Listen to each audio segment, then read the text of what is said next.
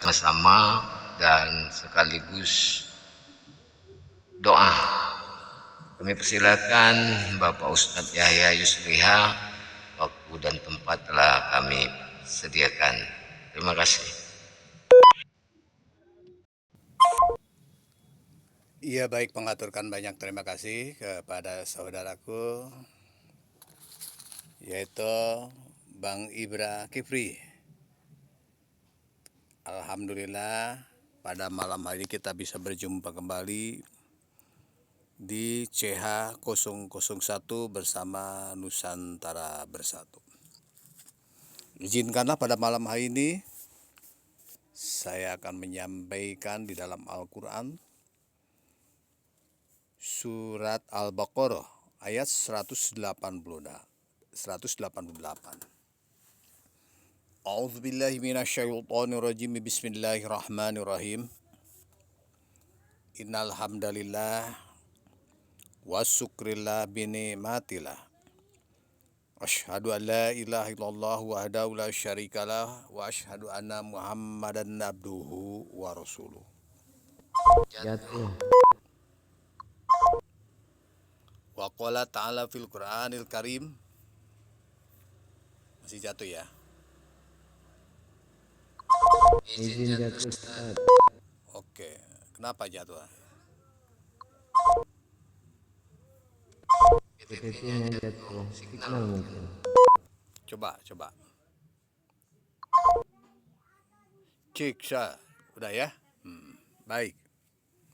Kita repeat kembali. A'udzubillahi minasyaitonirrajim. Bismillahirrahmanirrahim. Wala ta'kulu amwalakum bainakum bil batili wa tudlu biha ilal hukami kulu fariqam min amwalin nasi bil ismi wa antum ta'lamun. Sadaqallahul azim wa balagha rasul karim wa nahnu ala dzalika minasyahidin wa syakirin walhamdulillahi rabbil alamin. Pertama-tama marilah kita panjatkan puji dan syukur kehadirat Allah Subhanahu wa taala. Alhamdulillah pada malam hari ini kita bisa berjumpa kembali di CH001 bersama Nusantara Bersatu. Sholawat serta salam senantiasa tercurah kepada junjungan kita Habibana wa Nabiyana Muhammad Sallallahu Alaihi Wasallam beserta keluarga, para sahabat, para pengikutnya, termasuk kita sebagai umatnya hingga akhir zaman. Mudah-mudahan kelak pada hari kiamat kita mendapatkan syafaat, yakni syafaat uzma. Jamaah yang saya hormati, pada malam hari ini di dalam Al-Quran surat Al-Baqarah ayat 188. A'udzu billahi minasyaitonir rajim. Bismillahirrahmanirrahim. Wala ta'kulu amwalakum bainakum bil batil wa tudlu biha ilal hukamil litakulu fariqam min amwalin nas bil ismi wa antum ta'lamun. Dan janganlah sebagian kamu memakan harta sebagian yang lain di antara kamu dengan jalan yang batil, dan janganlah kamu membawa urusan harta itu kepada hakim, supaya kamu dapat memakan sebagian daripada harta benda orang lain itu dengan jalan berbuat dosa, padahal kamu mengetahui. Nah, itu arti daripada Al-Quran surat Al-Baqarah ayat 188. Jamaah yang saya hormati, mengawali firman-Nya di dalam ayat ini, Allah Subhanahu wa taala secara jelas dan tegas melarang manusia ini memakan harta benda orang lain dengan cara yang batil. Nah, untuk memahami maksud larangan tersebut, jamaah, Maka di sini saya jelaskan secara mendalam hal apa saja yang terkandung di dalam surat Al-Baqarah ayat ini. Kita lihat dulu jamaah yang saya hormati asbabun nuzul. Asbabun nuzul itu sebab turunnya Al-Quran ini.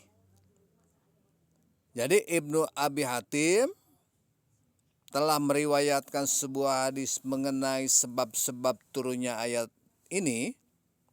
Nah, hadis ini diterima dari Sa'id bin Jubair radhiyallahu an. Sa'id berkata jamaah yang saya hormati.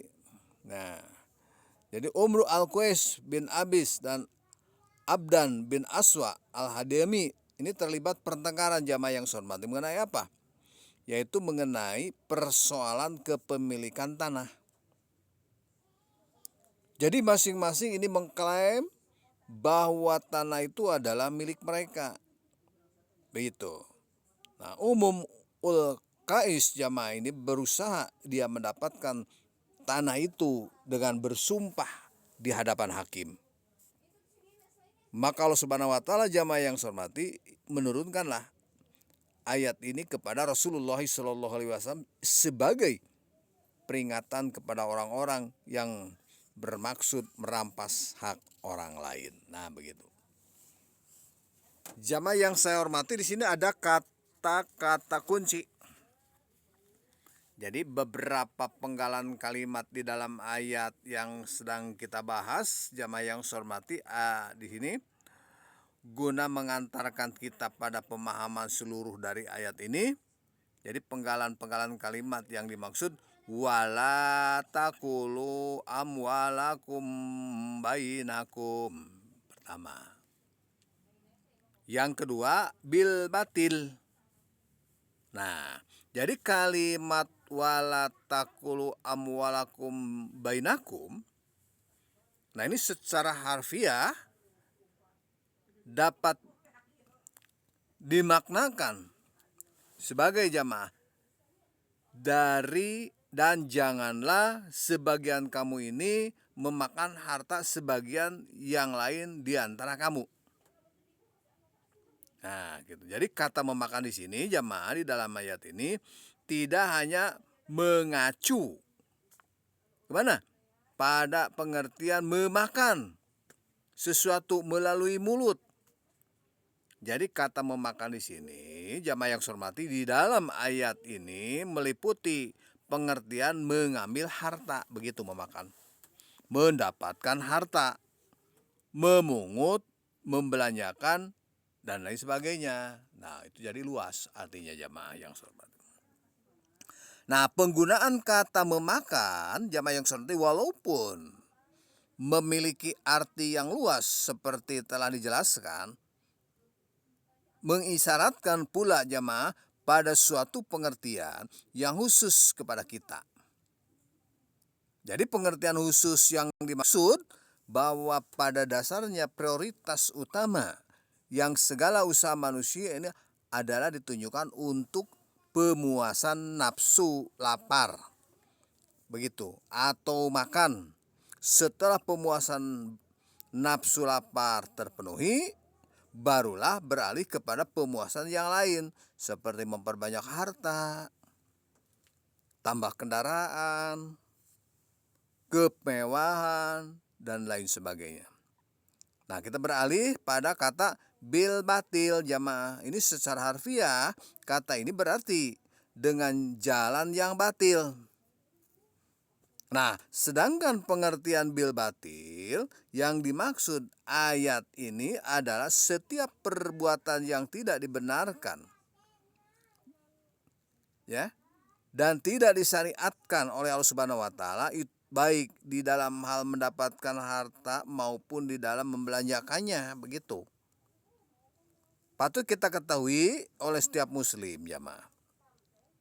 Jika ia membelanjakan harta yang halal dengan cara yang batil, maka harta tersebut berubah menjadi harta yang haram. Nah, hal ini dikarenakan larangan memakan harta secara batil di dalam ayat ini. Masuk ke dalam kaidah itlaqul khosi wa iradatul am. Jadi dikatakan secara khusus, namun yang dimaksud adalah umum, jamaah yang saya hormati. Nah, beberapa penggalan kalimat dalam ayat yang sedang bahas pada malam hari ini, jamaah, suatu makna yang mendalam dan luas. Jadi pesan larangan yang terkandung di dalam firman Allah Subhanahu wa taala ialah, wahai kaum mukminin, jika kalian ingin selamat dari segala sesuatu yang buruk dan ingin selalu dekat dengan Allah Subhanahu wa taala, maka lakukanlah kegiatan muamalah di antara sesamamu dengan cara yang halal, bukan cara yang batil. Jamaah yang saya hormati, harta yang halal dan harta yang haram menurut syariat. Syariat Islam ini membedakan harta ke dalam dua jenis, yaitu harta yang halal dan harta yang haram. Allah Subhanahu wa taala dan Rasulnya, jamaah, ini telah menerangkan perihal kedua jenis ini. Yang pertama, harta halal. Jadi harta yang halal ini adalah segala sesuatu yang diperoleh Allah Subhanahu wa taala dan Rasulnya untuk dimanfaatkan oleh manusia. Jadi kehalalan suatu harta bisa ini kita lihat dari dua jenis, jamaah yang saya hormati. Yaitu bagaimana? Harta ya halal zatnya.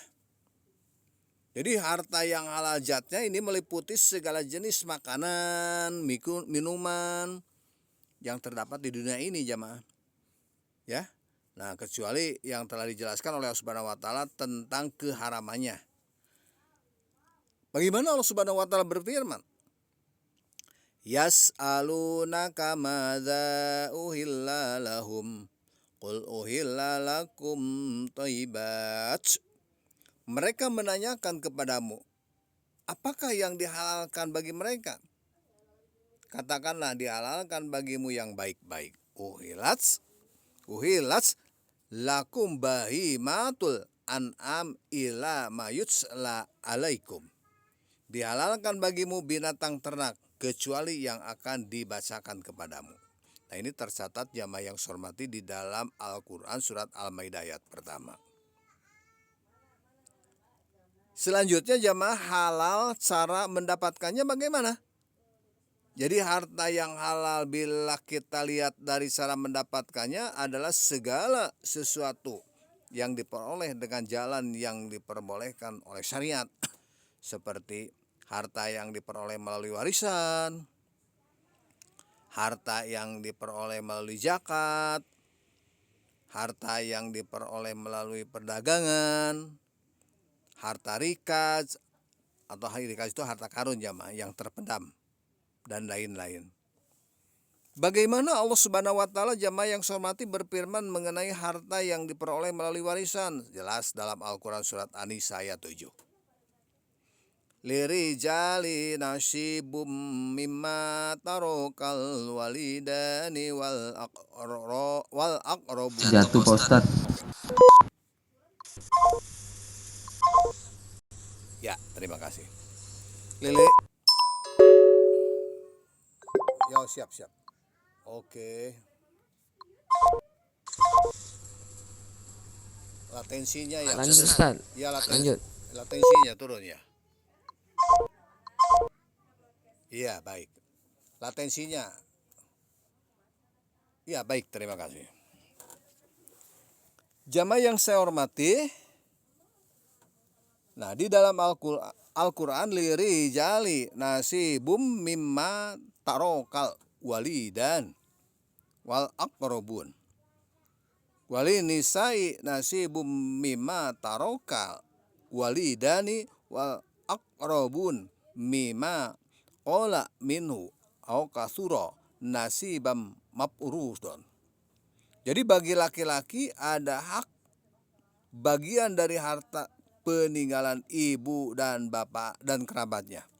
Dan bagi wanita ada hak bagian pula, jamaah, dari harta peninggalan ibu bapaknya dan kerabatnya, baik sedikit ataupun banyak menurut bagian yang telah ditetapkan.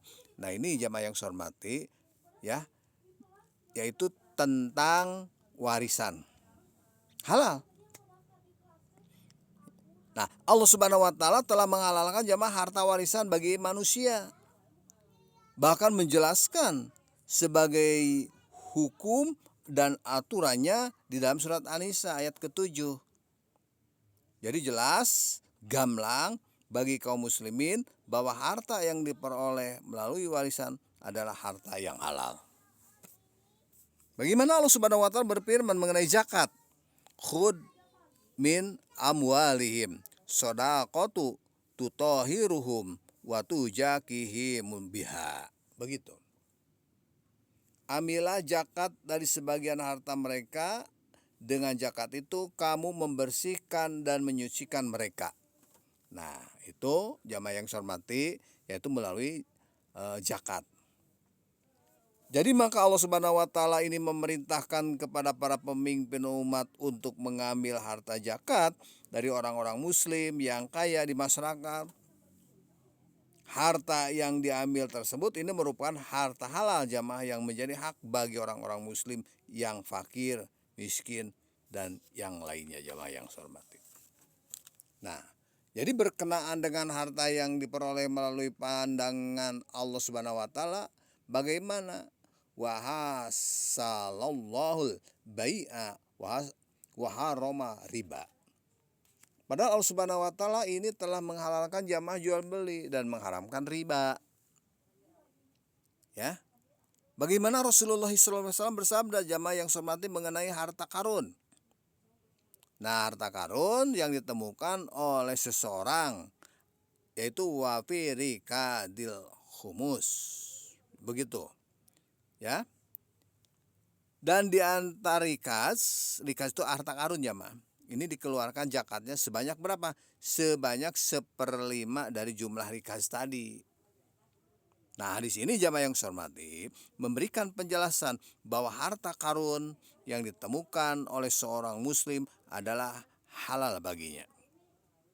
Jadi kehalalan itu tersimpulkan dari keharusan mengeluarkan 1/5 bagian dari harta karun itu sebagai zakat. Padahal tidak ada zakat kecuali dari harta yang halal jamaah yang saya hormati.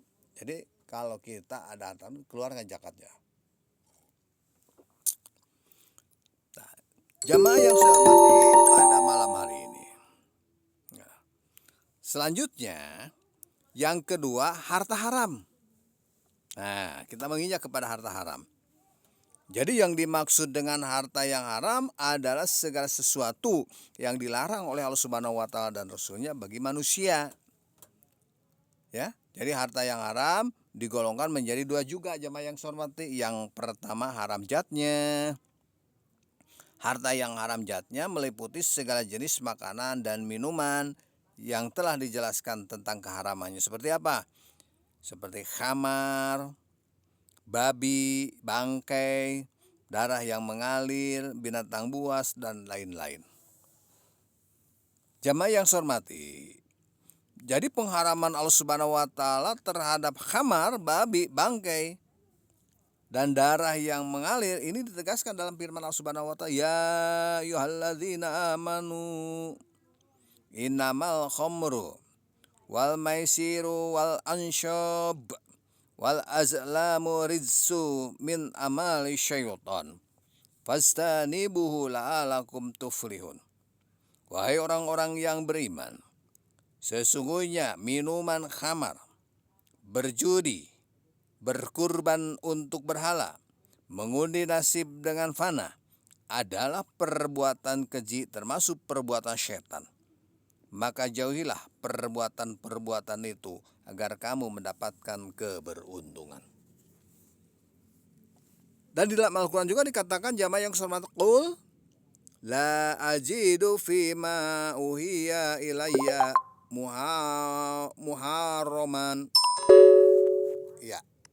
Jatuh, Pak Yahya. Siap-siap. Oke, atensinya. Saya repeat kembali. Qul la ajidu fima uhiya ilayya muharraman ala ta'imin yas'amuhu ila ayyakuna maitatan aw daman masfuhan aw lama khinjir fa innahu rijsun aw fisqan uhilla li ghairillahi bihi. Nah itu ya.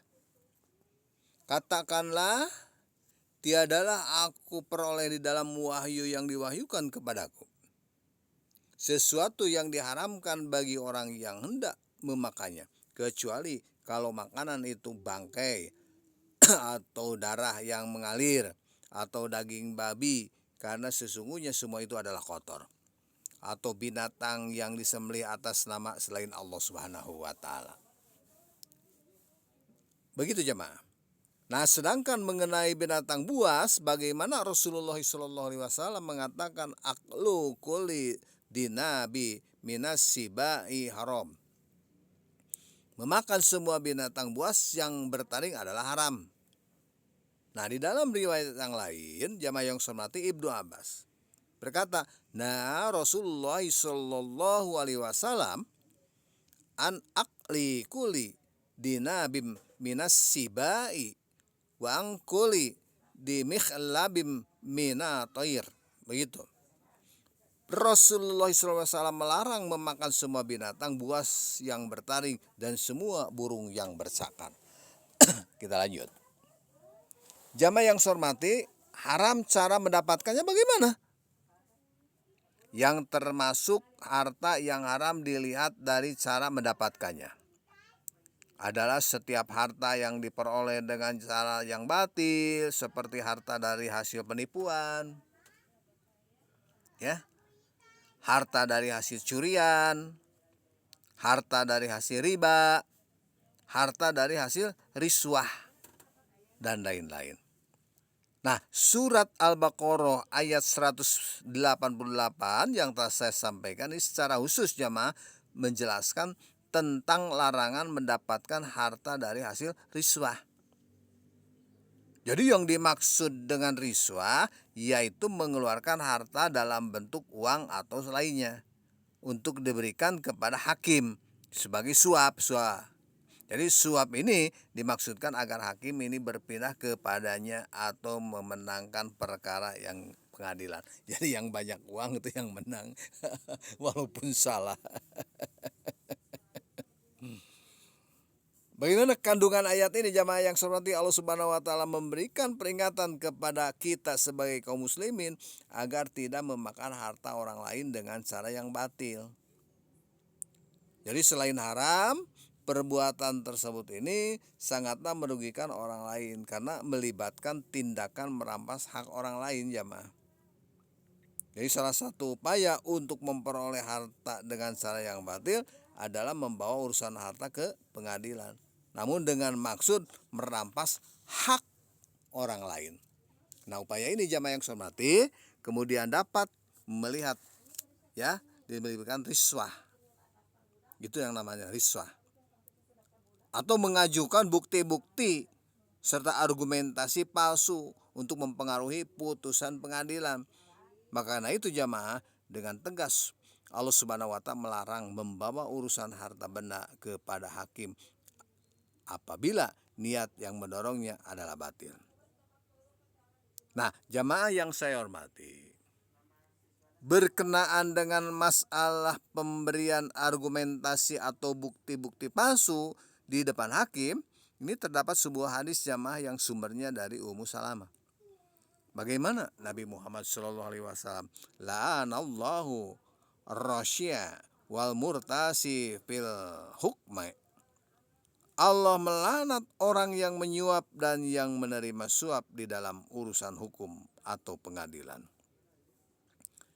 Jamaah yang saya hormati pada malam hari ini, jadi perbuatan riswah akan sangat mempengaruhi kebijakan seorang hakim di dalam membuat keputusan terhadap perkara yang sedang ditanganinya.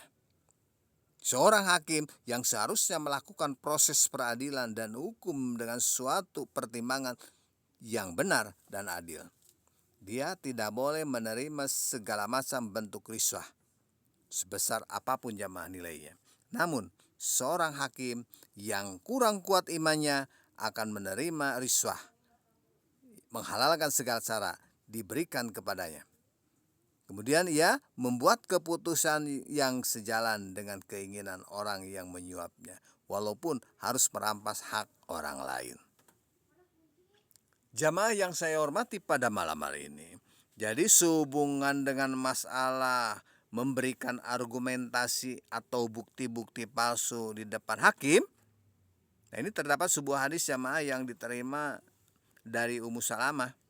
Bagaimana? Innama ana basarum wa inakum takhtasimuna ilayya wa alla ba'dukum ayakunal hana bihujatihi mim ba'din fa'aqdiya lahu ala nawi mimma asma'u minhu paman qadaitu lahu min haqqi akhihi syai'an fala ya'khud minhu syai'an fa innama aqta'u lahu qit'atan minnar. Sesungguhnya aku hanyalah manusia biasa seperti kalian. Ketika kalian mengadukan sesuatu perkara kepadaku, bisa jadi salah seorang di antara kalian yang tengah berperkara lebih pandai menyampaikan argumentasi daripada yang lain, sehingga aku pun memenangkan perkaranya berdasarkan argumentasi yang kudengar darinya. Maka barang siapa yang kumenangkan perkara dengan merampas hak saudaranya, janganlah kamu mengambil keputusan tersebut, karena sesungguhnya aku seperti menyodorkan api neraka kepadanya. Naudzubillah, summa naudzubillah. Begitu jamaah. Jadi apabila seorang ini mendapatkan dan mengeluarkan harta sesuai dengan hukum-hukum Allah dan senantiasa jamaah tegak di dalam batas-batas yang diperkenankannya, maka hawa nafsu yang senantiasa merongrong akan dapat dikendalikan dengan mudah. Kepatuhan seorang kepada hukum syariat di dalam memperoleh dan membelanjakan harta benda tersebut, jamaah yang saya hormati, ini akan menumbuhkan rasa aman, tentram di dalam hatinya. Dia akan membuat orang lain terhindar dari gangguan dan tipu daya. Maka dengan demikian jamaah, dia termasuk golongan manusia yang berbahagia baik di dunia ataupun di akhirat. Nah, pada akhirnya jamaah yang saya hormati, bila kita renungkan secara lebih mendalam, di balik larangan pada ayat tadi tersirat suatu perintah untuk bergaul secara baik dengan sesama manusia. Sesungguhnya pergaulan yang baik di antar sesama manusia ini merupakan asas bagi tercapainya kemakmuran dunia ini. Kondisi seperti ini jamaah yang sekalian akan mampu menghindarkan segala macam perselisihan dan kejahatan di antara sesama manusia. Nah, hal yang lain yang dapat dicapai melalui pergaulan yang baik adalah tumbuhnya sikap saling menghormati dan saling mempercayai. Masyarakat menjunjung tinggi pergaulan baik tersebut akan dengan mudah mencapai kesejahteraan, kemakmuran, dan keadilan seperti yang selalu didambakan oleh setiap manusia. Wallahu alam bisawab jamaah. Mari kita sama-sama berdoa. Allahumma sholli ala Sayyidina Muhammad abdika wa rasulika nabil ummi ashabi rasulillahi azmain. Ya Allah, kami berkumpul pada malam ini di Nusantara Bersatu. Hindarkanlah kami dan keluarga kami dari harta benda yang haram. Mudahkanlah bagi kami jalan untuk memperoleh dan membelanjakan harta sesuai dengan tuntunanmu. Ya Allah, ampunilah kami dari dosa yang telah kami lakukan, baik yang kami sadari maupun yang tidak kami sadari. Sesungguhnya hanya kepada Engkau-lah kami akan kembali. Rabbana wa taqabbal du'a innaka antas samiul alim. Rabbana atina fid dunya hasanah wa fil akhirati hasanah wa qina adzabannar. Subhana rabbika rabbil izzati amma yasifun wa salamun alal mursalin walhamdulillahirabbil alamin. Saya kembalikan ke moderator Bang Ibra Kepi. Silakan dipergunakan. Waalaikumsalam warahmatullahi wabarakatuh. Terima kasih Bapak Ustadz Yahya Yuslihang yang telah begitu bersahaja untuk menyampaikan siraman rohani malam ini, dan begitu tahmid ya, hikmat kami mendengarkan, semua rekan-rekan user mendengarkan dengan berharap jadi bekas malam ini, mendapatkan keberkahan nantinya ketika keluar dari ruangan ini setelah selesai acara ini. Baik, terima kasih Pak Ustadz, dan kami sampaikan kepada seluruh rekan bahwasanya telah terpenuhi semua pelaksanaan acara malam ini, dan kami ucapkan terima kasih kepada semua rekan, Bapak Owner, dan yang berkenaan semua atas acara ini dengan terlaksananya baik dan nyaman, walaupun ada sedikit terkendala signal ya, namun begitu hikmat ya. Terima kasih Bapak Ustadz, dan saya akhiri dengan billahi taufiq wal hidayah. Assalamualaikum warahmatullahi wabarakatuh. Untuk Bapak Zalman kami persilakan untuk memutar lantunan religi